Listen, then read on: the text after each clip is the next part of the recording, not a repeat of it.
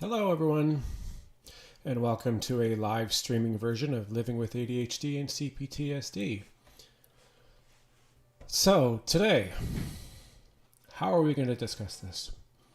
A lot of this has to be up to my audience, and to some degree, the theme of this is just discussing ADHD. Now, I realize that some of you are new, and I get that you're, maybe not familiar with my podcast, possibly. If you are familiar with my podcast, you know that I like to discuss my ADHD topics every Friday. They come out, the new episodes come out every Friday at 11 a.m. Mountain Standard Time. So depending on where you are located, it's either going to be super early in the morning or later in the afternoon. And I have guaranteed a new episode every week. And I also do a second podcast, a second episode every week for CPTSD, which is complex trauma. And I know a lot of people out there who are listening to my podcast also deal with CPTSD. And it's really unfortunate that we have to suffer and struggle with stress and anxiety and getting triggered in order to survive our past experiences, our abuse and neglect that we've experienced in our past. And I know that that's not fair. And I get that we all deal with it in our own unique ways. And it's really sad, and nobody deserves to have that. So I'm hoping today that people who are watching will be brave enough to ask me a question related to ADHD. It can be anything they want. There's no restrictions, there's no boundary as far as what you'd like to discuss. It's really up to you. Below on the screen, you can see my Twitter address if you want to contact me is at ADHD and CPTSD. I have a website, of course, that's been up for a while. It's livingwithadhd and cptsd.ca. I am a Canadian. I live in Edmonton, Alberta, Canada. I have been doing this podcast since September 11th of 2021, and I am currently in my second season. Okay, I just want to make sure that I don't have an issue here with my screen. And, this is my background that I used for a while, and now I'm using a new logo up in the top right corner. So, ADHD, as we're well aware, those that are dealing with ADHD today, it's not something that's simple. It's not an easy diagnosis to handle. It also depends on which one you are diagnosed with, of course. There's three different ways of being diagnosed with ADHD. You can be a hyperactive ADHD diagnosis. You can be an inattentive ADHD diagnosis, which is what I am.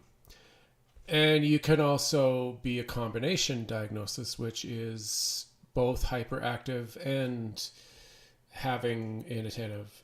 And I guess it depends on what your psychiatrist says when they diagnose you. And that's pretty much the three that you can have. Now, everybody has a different degree of severity as well. It was a while ago, but I personally have met someone who had a very severe diagnosis of hyperactive ADHD. And the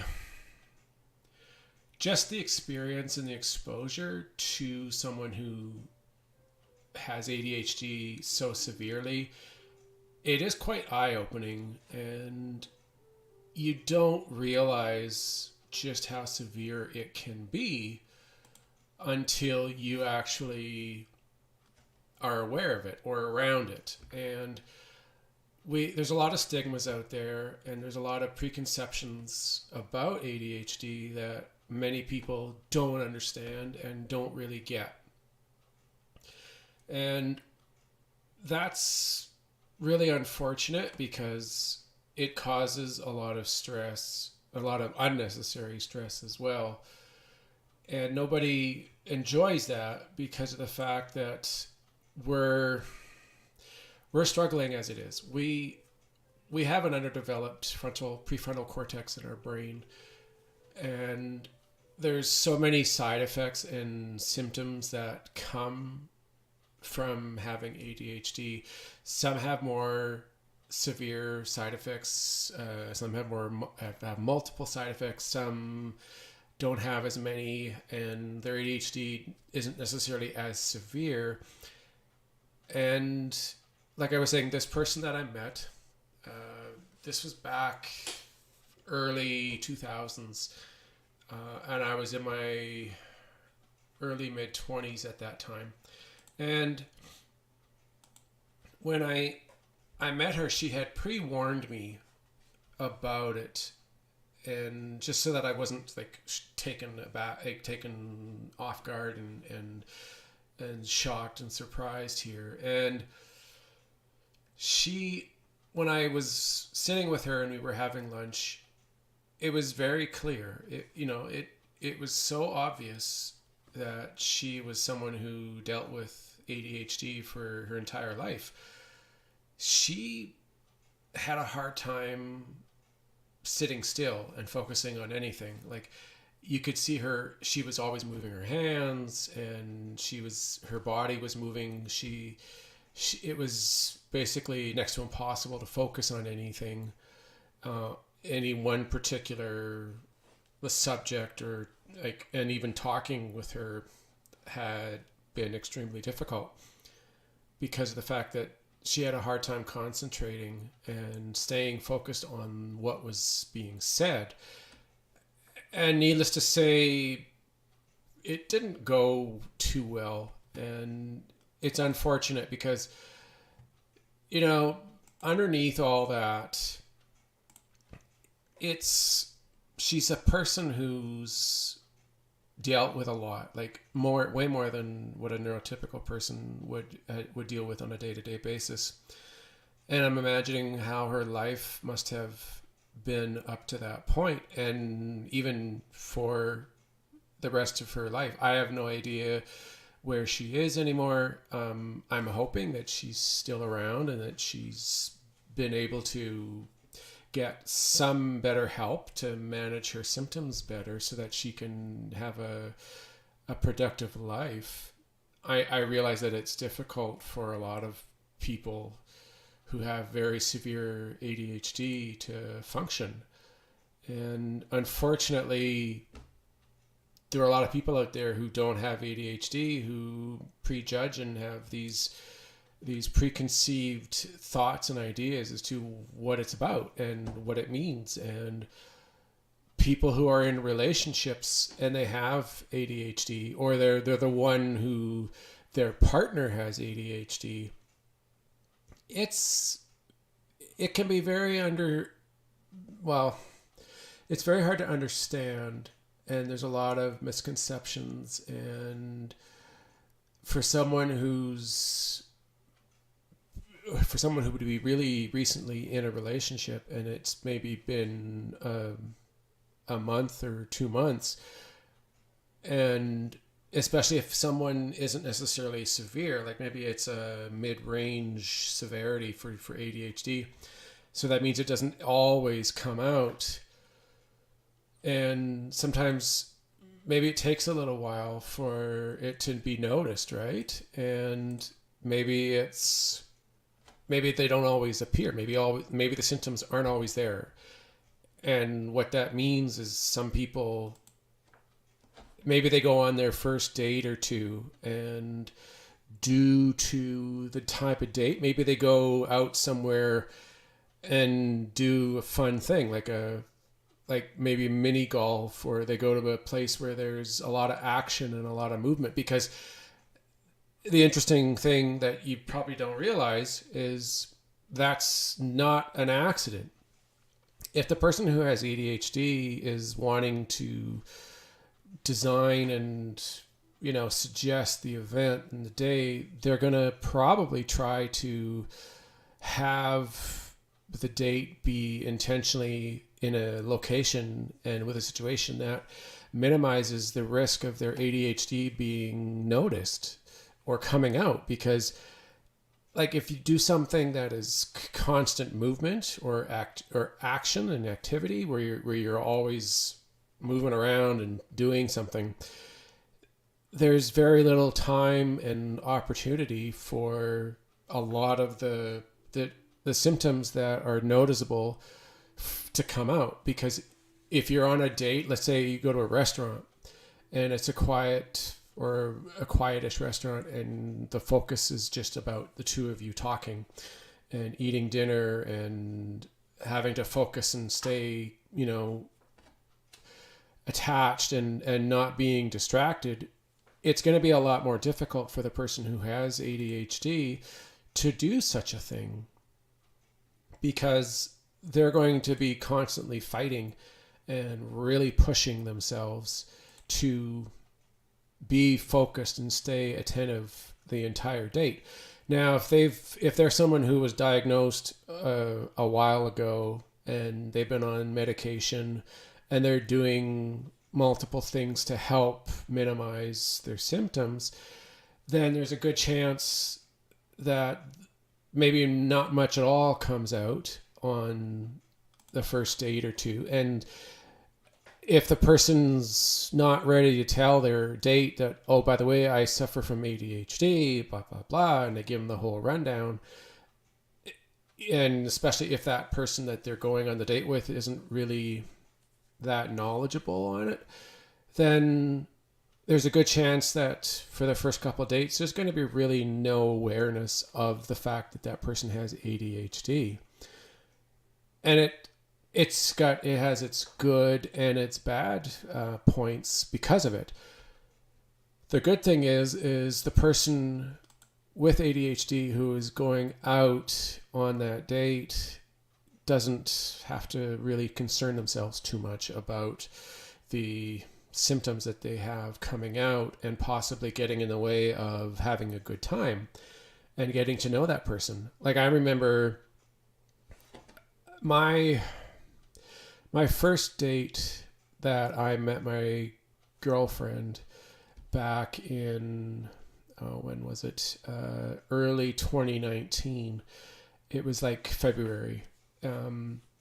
We talked for a while before we met and everything, of course. But when we first met, our date was at a mall, and we had decided to go first and have dinner at the restaurant that we had agreed upon.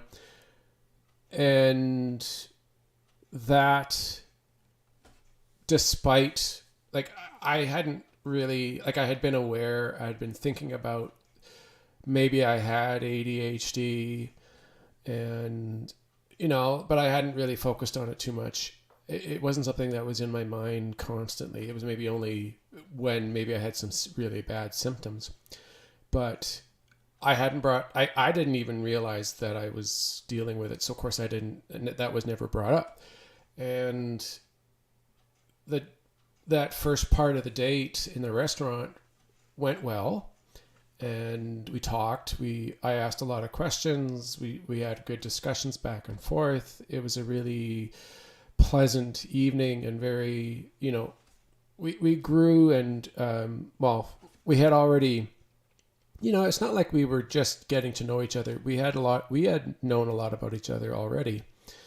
And then once the dinner was over, we decided to go and walk around the mall and talk about everything. And we sat down a few times and discussed, and I was honest with her and everything, and trying to show her, who I am, and wanted to be honest with her, and it went really well. And then I guess the peak moment of the date was when I decided to play a song for her. I had been thinking about it for probably the entire date, and I really wanted to do this. And it was quite a moment because I was being bold and I was being open-minded and everything. And it went well. And we had a good time. It was a lot of fun. So I was excited. There were a few things and it was minor. Like she made a notice of it, but she didn't really care. I was trying to make myself look younger. I kind of looked like this before the date. Like I've got a lot of gray in my beard, as you can see. And I wanted to try and make myself look a little younger. So I went and got a natural hair color that was supposed to be what I've had in the past. And I did the beard up, right? Like I didn't have this. It was, only this. I had just this part. So I had a dark color, and I don't think I did my hair. As you can see, I don't have hair anymore.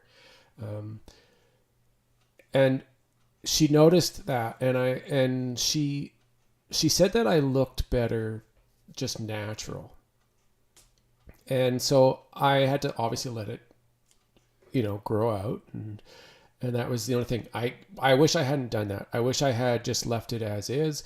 It didn't really make a difference when it came to whether or not it made changes in our date or if it was successful or not. But our second date, I decided and we agreed that we would go to do mini golf. She had this location in mind, and we went and played mini golf and had a lot of fun, and it was cool, like it was a good time. It was loud. There was a lot of action and movement. So again, my symptoms, any kind of problems that I was having at the time never really came out because there was never an opportunity for the symptoms to appear, which was great. And I was quite happy with that. Now, our relationship when it started, it felt very unique to us.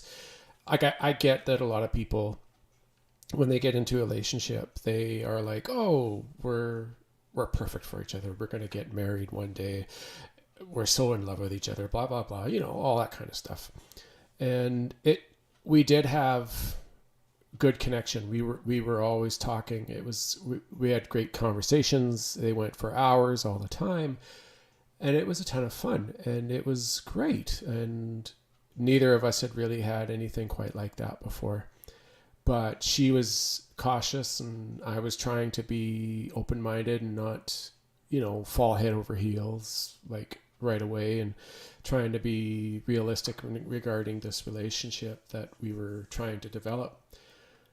And as with most relationships, of course, there is what they call the honeymoon phase. And that's like where nothing you do or things that happen, unless it's extreme, all the little quirks and quirks that come out that tend to annoy people don't show up, and don't really affect anybody, while you're in that first stages of the relationship. So what ends up happening is all those little things that you deal with, they don't occur. It's fine, like everything is okay. You don't have to worry, you don't think about the problems that might come up. But then what ends up happening is eventually over time, you kind of have situations where, like you start to notice things that you didn't notice at first. And it's one of those things that everybody goes through, right? And some have it quicker than others. Some experience it right away. Some it takes a long time. So it all depends on how your relationship is. It's all kind of unique, and it's just one of those things that it happens to everybody. And at some point you're going to experience the end of the honeymoon phase. And I definitely think that for us, there were things that were starting to appear. And I think it was 4 months, maybe 5 months into the relationship, that things started to come out. And I was like kind of worried, and she was like, signs of stress and anxiety were starting to come out. And I had no idea that I was facing childhood trauma related problems. I thought, like, our first thing that we were thinking when stuff started coming up was the CPTSD. And we were also thinking about autism, and the ADHD also came up because there were all these symptoms, right? Like, they were coming up over time, like inattentiveness, constant distraction, getting hyper focus on one part of the conversation, and having a very difficult time pulling away and having a shared conversation. Like, there was this, I think the third date, I was at her place, and I remember we were talking about my family and my interests, and it went forever. Like, it was just constant. And she was throwing hints out and signs out that, it was time to change, time to talk about her side of the story in her life. And I wasn't picking up on the signs.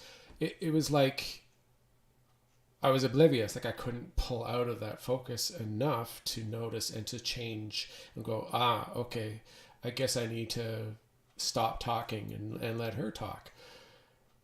And it was the first kind of symptom or signs that there was something up with me. And I remember going to my therapy. Like, she had recommended a company to go to, and I went and saw the person who was in charge of it, and had an hour-ish conversation with her about my own problems and everything.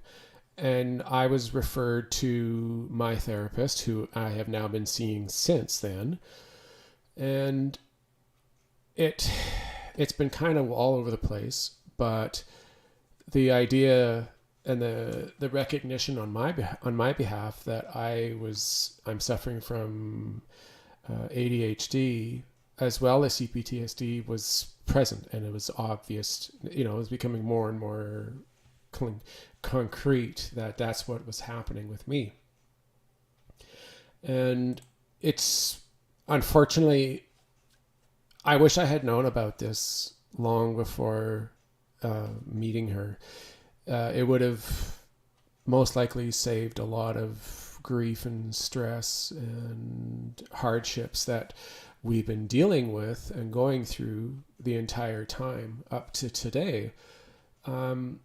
I've made so much progress, and my knowledge and understanding of ADHD has grown immensely since then.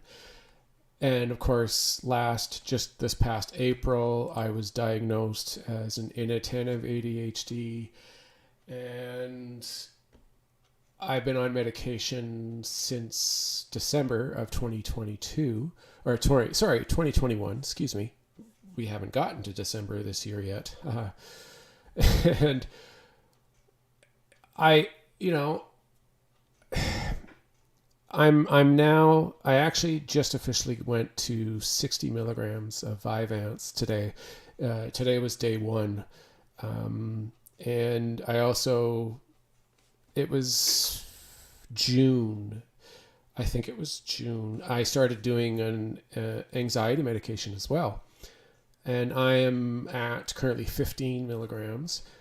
And it has done a great deal. It's helped me so much. It has definitely improved my ability to focus. My concentration is better. I've felt more myself and more relaxed than in the past. It's not perfect. Nothing is. And don't let anybody ever tell you that ADHD medication is going to be the cure and fix for ADHD. There is no such thing. You can't cure it. Like at this point, this day and age, there's nothing out there that they're going to be able to give you that's going to fix it and permanently resolve your problem, which would be great, but we're a long ways away from that. We got a long ways before we're going to have any sort of fix and cure for ADHD. And at the same time, there's a lot of people out there who on social media state that there's no need to fix it, that we are unique. We are our own individual, like it, this whole thing about eliminating or removing ADHD, it's a touchy subject because of the fact that there are people out there who have it a lot worse than others. Imagine, okay, for those out there who have ADHD, but let's say have it really mild or a small amount, like it's not affecting you to the point where you literally can't live your life properly without medication and without all sorts of like therapy and multiple different lifestyle changes. If you like, that's very severe. And the girl that I was talking about at the beginning, that's an example of a severe case of ADHD. Who in their right minds is going to want to have that if they had the ability to get a cure? Like, if I were up at that level, if I was there and I'm constantly moving around and I can't sit still and I'm always getting distracted, looking at things, forgetting what I'm talking about, why would I want to say no? Like if I was suffering and dealing with that on a daily basis and having an extremely difficult time, not only living my life and being able to maintain a career, there's also maintaining friendships, relationships, being able to remember to do things like living on your own and doing it successfully. It's an extremely difficult thing to do. And you have to do that every day. Now, if you could take a pill that would change to the point where it would literally cure you and you could be neurotypical on a daily basis, and not have these symptoms affecting you to the point where you can't really, perform your life in a meaningful manner, you're damn right you're going to take that. Like, I wouldn't say no. There's no way. Okay, today, even with my symptoms, the way I'm at, I think I would do it. I think I would take the medication and I would allow it to be the cure. I would love to be having a neurotypical brain and be able to think and act and focus like a neurotypical, so that I could be more productive and have a better relationship and not do and say the things and act the way that I act in front of them. Everybody has their own unique way of life with or without ADHD, and wanting to have that life to feel normal is ultimately a nice dream. It is something that we'd want. And I'm not looking to have an argument or discuss with people and fight the pros and cons. Like I understand that people have to accept who they are, and I have. I'm not saying I won't accept my diagnosis and that I would rather fix it. Like, I realize the reality of this is that I'm not going to be fixed. I'm never going to be normal or neurotypical. It's something that I have to deal with, and I've been dealing with it fine. And I have to just live my life. I have to go on day after day, wake up in the morning, remember to take my medication, remember to, I do things the way I do it, my routines, so that I can be successful and I can be a productive, meaningful human being, not just to myself, but to my partner and to my family. I have no choice. I have to do that. And in order to, I got to I got to do this the way I have to do it, which is with medication and a proper diet and getting exercise on a regular basis and avoiding things like an excess of caffeine and sugar, right? Like eating healthy. That's all different good ways of trying to minimize your symptoms. Getting a good night's sleep is another way of obviously helping minimize your symptoms. Everybody has their own way of doing things. And then as well, we all live in a different part of the world. Not everybody obviously lives in the same area. We all have our unique challenges, not only personally, but in a societal way and in a cultural way. I've interviewed quite a few people over my past season and a bit into the second season who live in different parts of the world. And it's a very different matter as to how they get help and how they deal with having ADHD. Not everybody out there can just get access to medication and see a psychologist or a psychiatrist for a diagnosis that easy, right? Like some of us, like myself, for example, okay, I'm in Canada, as I've said at the beginning, and when I was wanting to learn about my ADHD, I had already been talking to my therapist, so I was able to talk to him. And I went and got a referral for my ADHD diagnosis with a psychiatrist who I saw. That was done in December of 2021, and I got a call to have my appointment in mid-February, and then I actually had my assessment done in April. That was April of 2022. So it took 5 months to get the diagnosis, and in the province that I live in, which is Alberta, I was very fortunate to be able to get medication for ADHD before my diagnosis. And I know for a fact that there are a lot of places in the world, the US, the United Kingdom, Australia, India, all sorts of different places, that it's not necessarily that simple or that easy to get diagnosed or to get medication. Like in the United Kingdom, as I remember discussing with a few different people on my podcasts in previous episodes, because of their national health services, it's not an easy thing. It's not something that you can just call up and say, I'd like to get a diagnosis done for ADHD. And then they go, oh yeah, sure, no problem. Just sign the forms and then we'll contact you.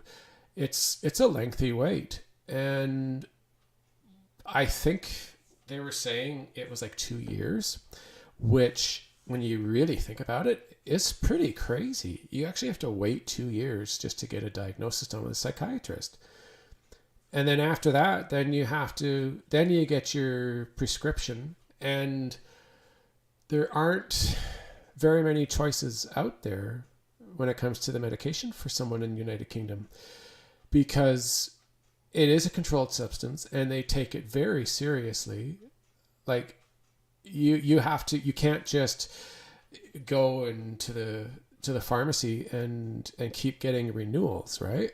You have to go and see your doctor. Your doctor has to talk to you, give an assessment, discuss how you're doing, symptoms, and then he can say, okay, all right, well, why don't we get a 3-month prescription for however many milligrams, and then come back and see me, and then we'll discuss and see what we can do next, or what's the next steps, or if we can go up a dose, right?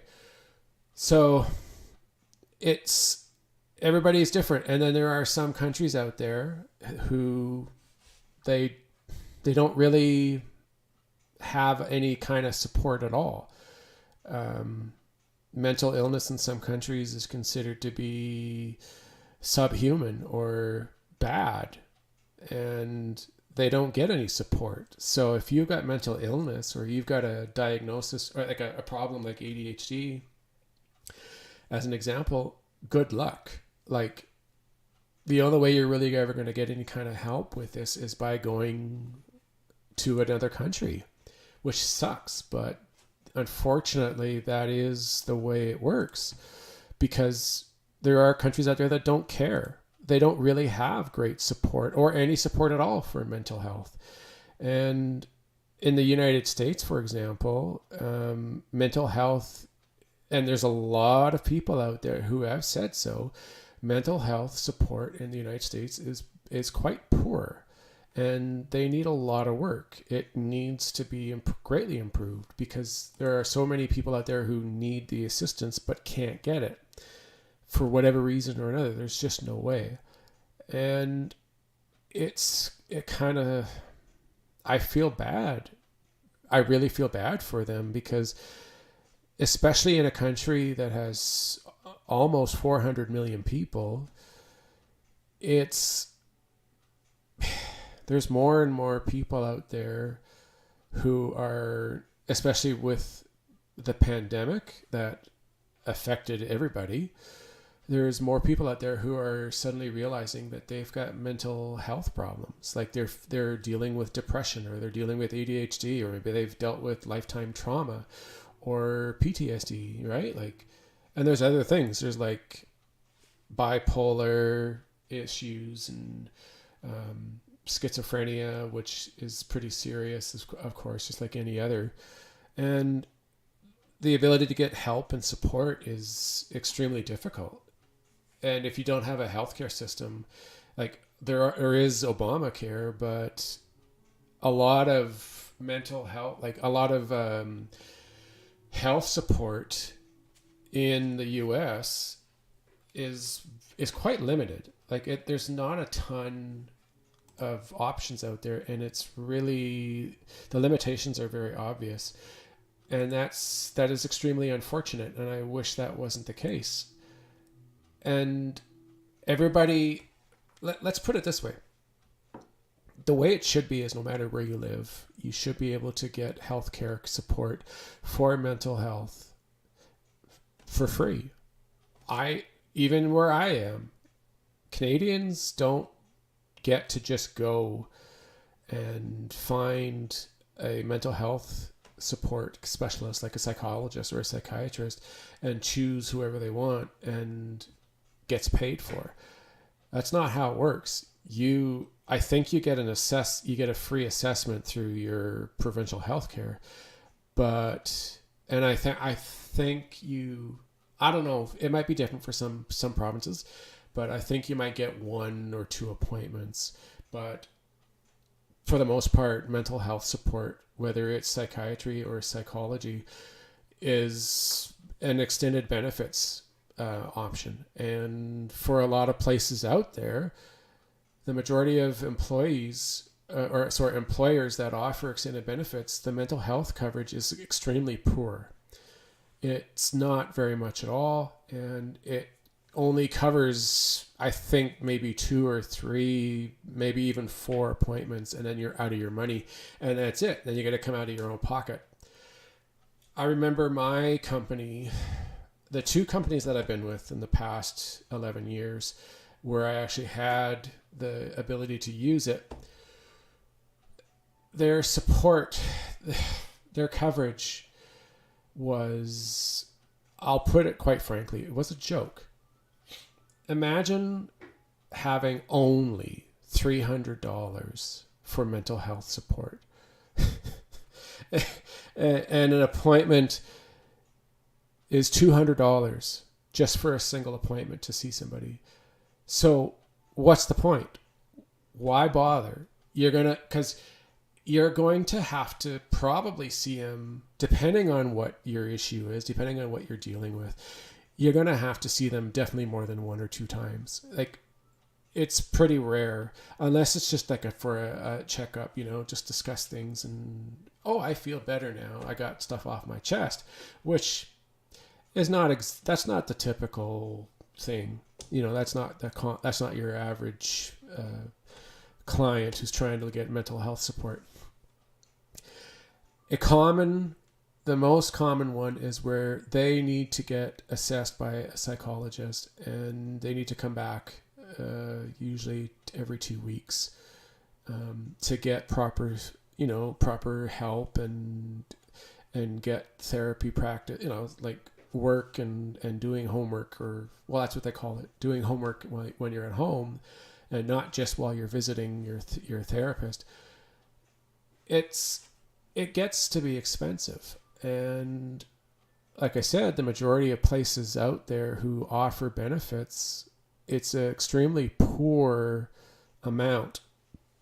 And unless you make a lot of money and you can afford $400 a month, sometimes it's $600 depending on when the day falls, or you can just do it every 2 months no matter what. But either way, like, if you can afford $400 a month, then great.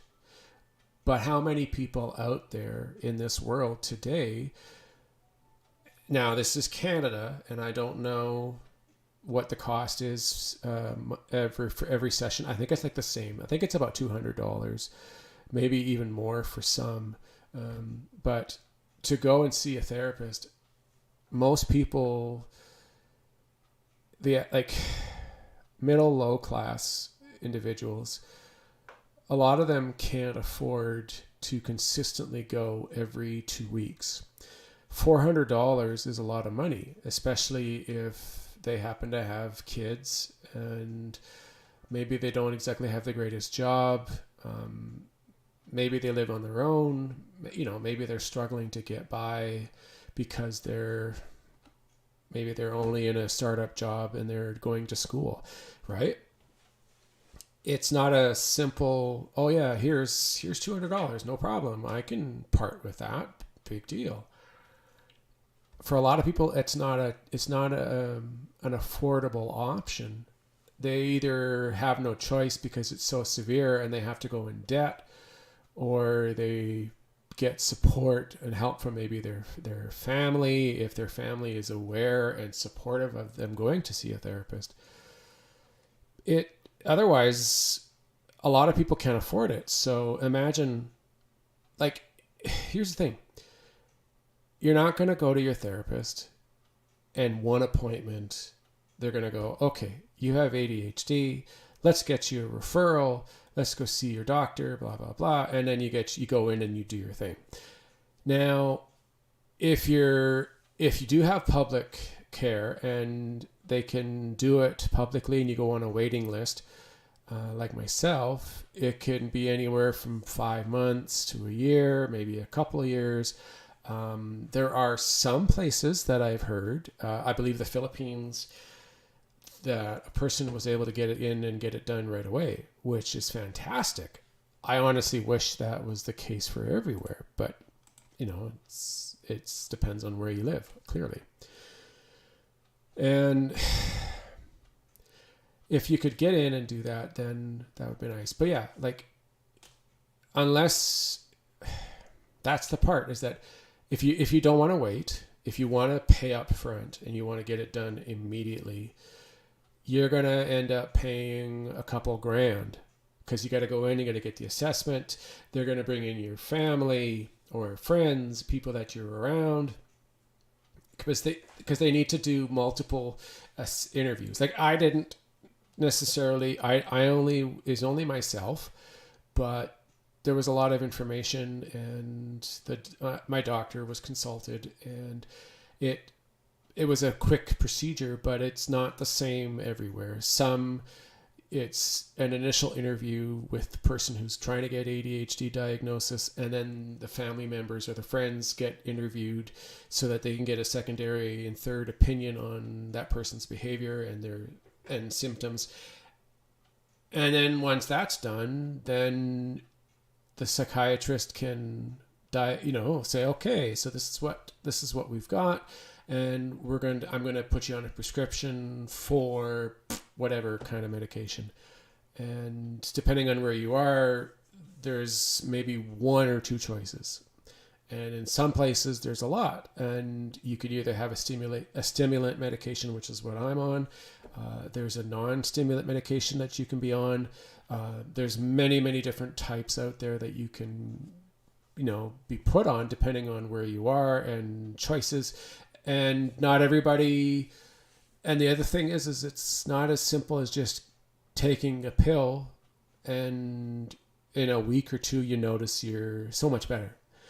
A lot of people who go and they get their diagnosis and they want to be on medication, they don't always work out on the first one or two types of medication options that they're given, and they have really bad side effects or issues that come up that are just not working, or it's not doing anything. Like they're not getting any relief.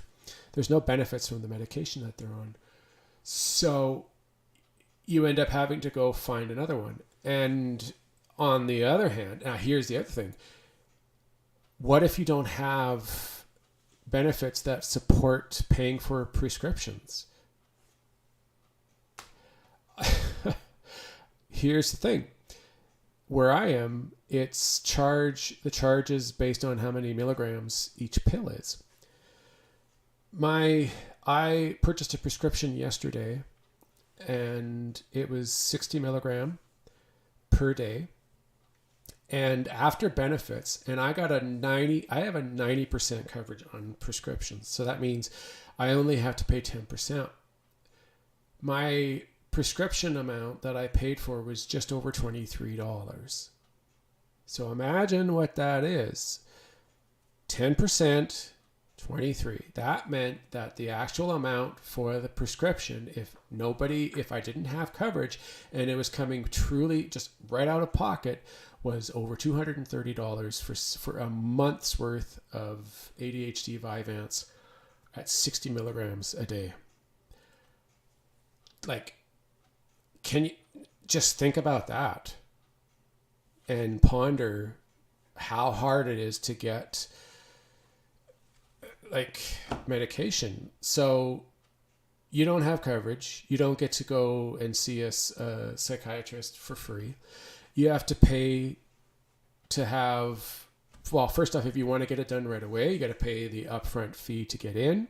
So you're paying a couple grand, depending on where you are. They do the assessment. And now this is assuming that it goes like you want and that you are diagnosed with ADHD, because not everybody is.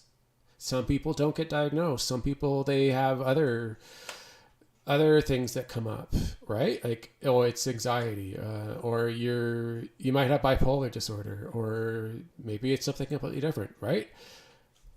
It is a possibility. You might not get diagnosed. And so what you end up having to do is you pay, and if you get diagnosed and they decide, here's your prescription now.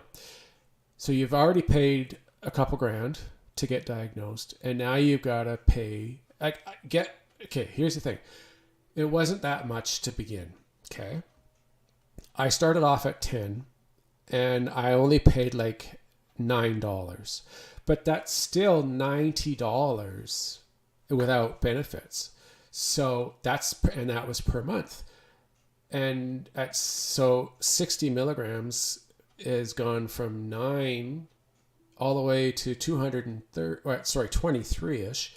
So 237, I think it was 237, and that was without the benefits, a month for 60. So $2,000 to get diagnosed. You move up and you're up to $237 a month to get your medication. How, if you're struggling, and it's not like, here's the thing with a lot of people who have ADHD struggle to maintain employment because they have a hard time doing their job, right? Always getting distracted, maintaining tasks, moving from one to the other, forgetting to do stuff, right? Like there's multiple different things that come out because of ADHD that affect your ability to keep your job. And your boss, unless, you've got the ability to protect your job because of your ADHD, there are employers out there that don't have that that don't care really. And now, never mind the legal thing, if you get let go. And a lot of people in the world, I'm sure there are tons of people out there who have ADHD and either don't know or do know and are losing jobs consistently or on a regular basis because of the fact that their ADHD is getting in the way of maintaining their job and having a good, successful time at it, right? And so maybe you're making minimum wage. Maybe you're making just above minimum wage. How the hell are you supposed to pay for your ADHD medication and pay for things like rent and food and accommodations? And what if you've got kids? Now you got to pay for your kids. What if they're in school? Now you got to pay, like there's fees that you have to pay to schools. It all adds up. So how are you supposed to be able to pay for your medication to help combat the ADHD symptoms that you're experiencing? And especially if they're pretty severe.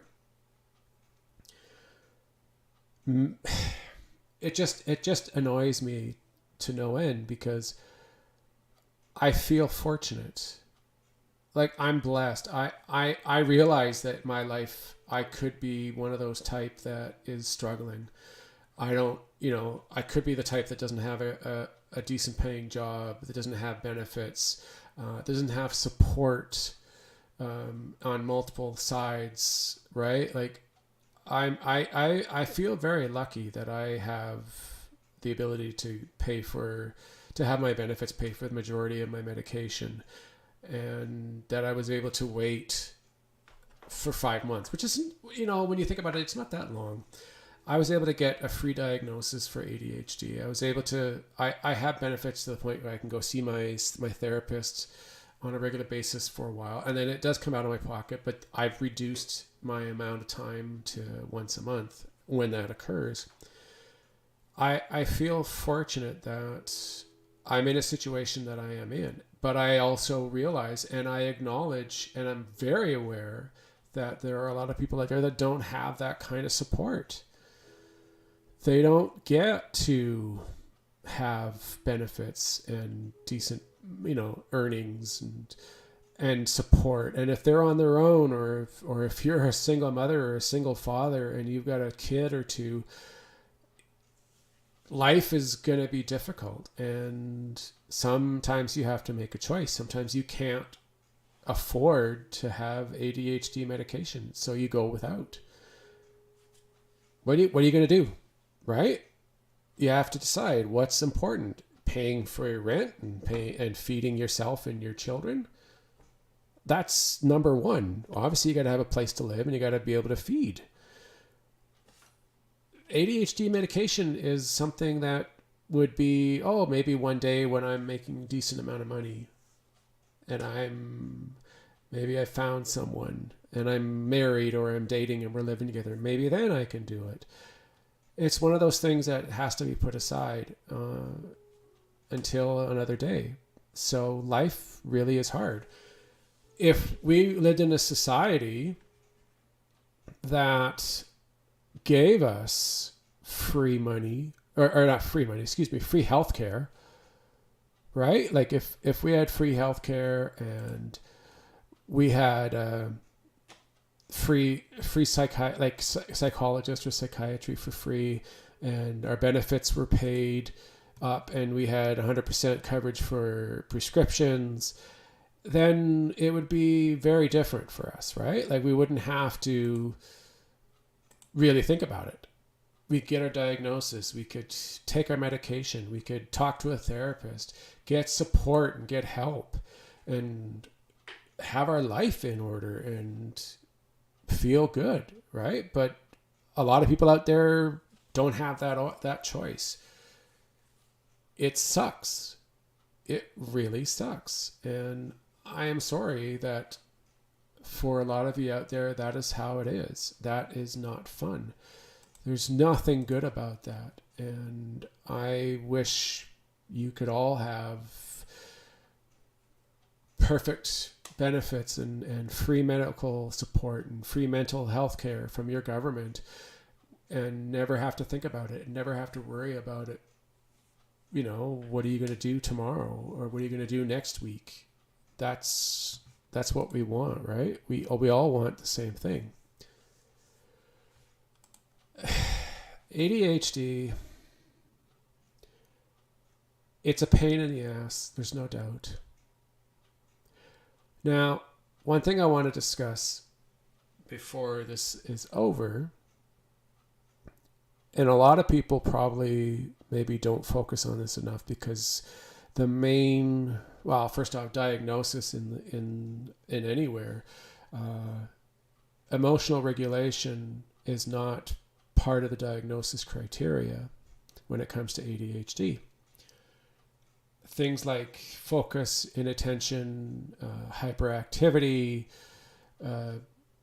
those are some of the diagnosis criteria that is out there for children and adults when it comes to determining whether you have ADHD or not.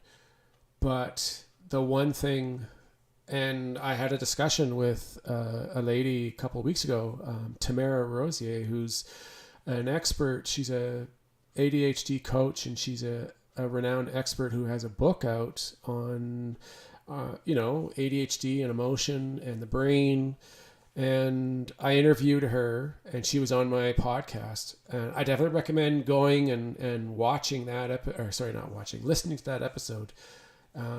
She's an extremely knowledgeable lady. She has ADHD herself, so it's not like she's just writing this based on other people's info. And I understand, and I really got a much broader comprehension of ADHD when it comes to the emotional side of it. Emotional dysregulation occurs because of our brain's underdeveloped prefrontal cortex. And we are prone to being more emotional and having a hard time, extremely difficult time dealing with our emotions and regulating it, because when our emotions get out of control, our symptoms occur more and are more rampant and more obvious. And it really can cause tons of issues for us. We get stressed out and we get overwhelmed and we get super anxious and we can't communicate and we can't think, we can't remember our conversations. There's all sorts of negative implications because of it. And a lot of people don't realize either at all or at first, for the first while of having ADHD, that our emotions play a large, extremely imperative role when it comes to our ADHD and how it affects our day-to-day life. If we could regulate our emotions and know when we're feeling overwhelmed and when we're feeling excited and upset or sad or depressed or angry, it would be so much easier. Like, just imagine. And I'm not even sure if ADHD would be that serious if we were able to regulate our emotions correctly. But for a large majority of those out there who have ADHD, like myself, that's an extremely difficult thing to do. Regulating our emotions is not an easy thing. It's very difficult, and it's very stressful, and we get super frustrated, and the level of frustration is so much quicker. Like I honestly, I don't know what it's like to experience a neurotypical level of frustration or emotions. I wouldn't know. I've always been this way, right? And it's one of those things that I would give anything to be able to just kind of feel it. Even if it was just for a couple hours, I would love to know, because my only experience when it comes to emotions it's either minimal to non-existent or extreme, where it's like overwhelming and very front and crazy and loud and just, like you just don't know what you're going to do, and you're scared, and you feel like things are crazy in your head all the time. And at the slightest thing that it goes wrong, or it tips you off, or is difficult, you explode, and you're just like, oh my God, what am I going to do? And you're running around, and you're excited, and you're moving around, and you can't control yourself, and you're forgetting things, and you're trying to get something done, and you can't control yourself, you can't calm down. It's all really insane, and it affects us in such a crazy way. Like, medication isn't going to help that. You can take ADHD medication, and it's not going to make the feelings go away. Like, you're still going to have emotional regulation issues even on medication. Even if you take anxiety medication as well, which I happen to be on, it doesn't stop it. It might help reduce the symptoms or the severity of it, but it's not going to prevent this from occurring. And to be honest, who really wants to have their emotions taken away? Because you don't want to be a robot. You don't want to be Spock from Star Trek. You want to be able to have emotions. The point is trying to regulate it, and to be able to know when they're getting to be too much, or when you need to have your emotions appear. That's the part that we want. We don't want to get crazy from zero to crazy in 10 or in 5 seconds, and losing control, and having a temper tantrum, and saying things that are hurtful, and doing things that you can't take back. We want to be able to say to ourselves, no, calm down. No, it's okay. Let's not do that. Right? Like, when we're having emotional regulation issues, it's extremely difficult for someone to do that. And they either get already gone, and at the 9 or 10 scale of emotional issue, before they even realize it. And it's not a simple thing to handle. And it affects your partners, because, like, your partner or your family or your friends, because they're going to notice it. And if they don't really understand or aren't aware of the fact that that's what's going on, it often causes permanent damage to your relationships with friends and family or a loved one. It can be hard to understand for some people, especially if you're still relatively new in your ADHD diagnosis. I definitely recommend doing a lot of research and doing a lot of reading on emotional regulation or emotional dysregulation. I would definitely look into Tamara's website and her book. The name of the book for Tamara, I'm just looking it up now, sorry. It is called Your Brain's Not Broken. And this is a book I'm going to be starting to read it right now, very soon, and it's got a lot of information that is extremely helpful when it comes to ADHD and emotional regulation, and helping yourself be better prepared with ADHD. So I definitely recommend looking into all that. There's a lot of different videos on YouTube that deal with ADHD and emotional regulation. The one person out there as well that I would definitely recommend without a doubt looking up is Russell Barkley. He is a psychiatrist, and he also has a degree and specialty in neurology, and he, in my opinion, is the number one expert in the world when it comes to ADHD. He has, I don't know, maybe 100 videos, descriptions on ADHD and everything to do with ADHD on YouTube. All you gotta do is just look him up. Like, you can search for him, and he's got a ton of videos, and they're all extremely well done. They're extremely informative. They will help you if you have any questions or you've got concerns relating ADHD. Go there. Okay, well, I think I'm going to wrap this up today. I will be back. I will do another one of these at another date soon. If you would like to contact me and you've got a question, if you're seeing this at a future date after the live recording, you can contact me through Twitter, of course. It's on the screen at ADHD and CPTSD. You can email me, and it's living with ADHD and CPTSD at gmail.com. There it is on the screen. You can email me there. You can, if you are someone who wants to support my show and are into, doing a membership, you get a lot of benefits. You get bonus podcasts that are only available to members, and it's something. And as well, it's on Patreon. You get to have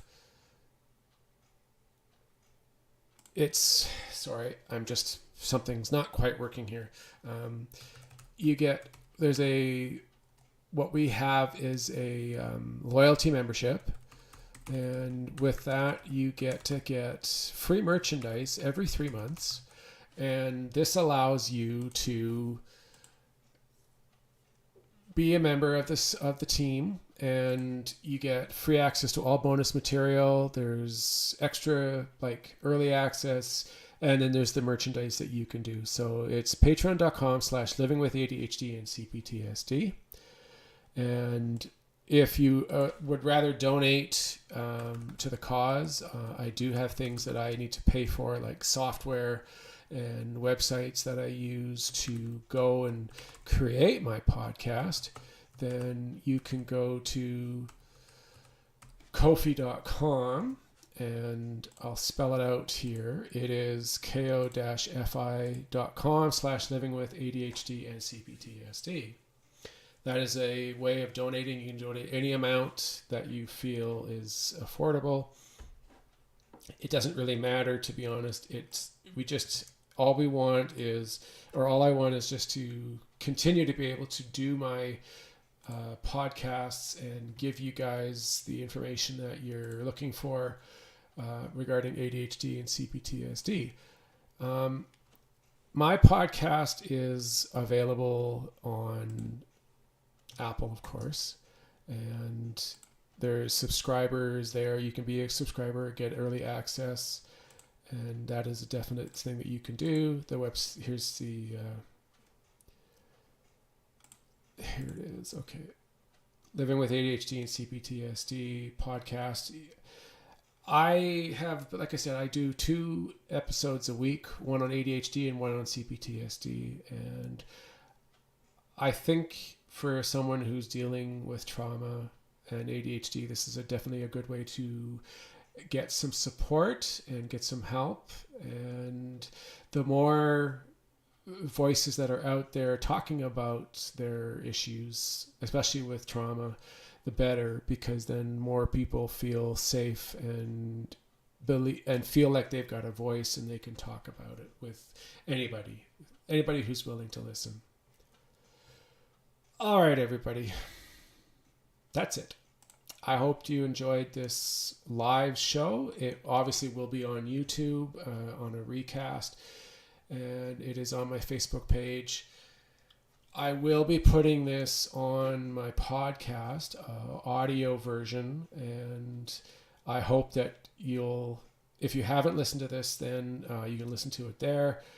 I'm actually planning on interviewing people in live stream events as well, and there will be plenty of notice so that you guys can watch and ask questions, and we can all have a good time while we're talking.